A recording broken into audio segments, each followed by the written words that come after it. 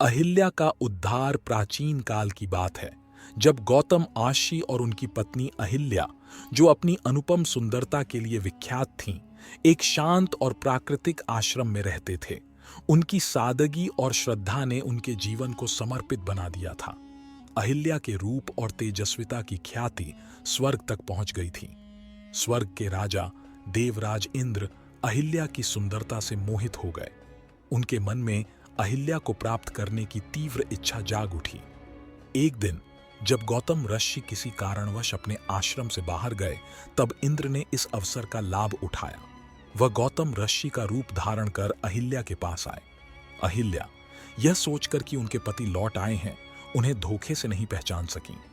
गौतम ऋषि जब वापस लौटे तो उन्होंने अपनी दिव्य दृष्टि से इस छल का तुरंत आभास कर लिया। अपने क्रोध और क्षोभ में उन्होंने अहिल्या को शाप दिया कि वह पत्थर बन जाएंगी और तब तक पत्थर के रूप में रहेंगी जब तक भगवान राम स्वयं आकर उनके चरणों से उन्हें स्पर्श न करें।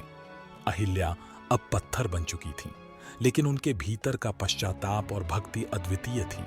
वर्षों तक वह जंगल में पत्थर के रूप में तपस्या करती रहीं, निश्चल और शांत। समय बीतता रहा और उनकी प्रतीक्षा भी। वर्षों बाद भगवान राम अपने वनवास के दौरान उस वन में आए जहां अहिल्या पत्थर बनी हुई थी। उनके तप और समर्पण ने भगवान राम को प्रभावित किया।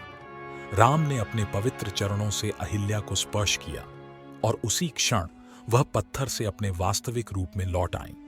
उनके चेहरे पर शांति और कृतज्ञता का भाव था।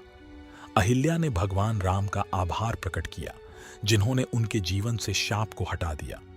यह कथा बताती है कि भक्ति, धैर्य और तपस्या से व्यक्ति किसी भी कर्म बंधन से मुक्त हो सकता है।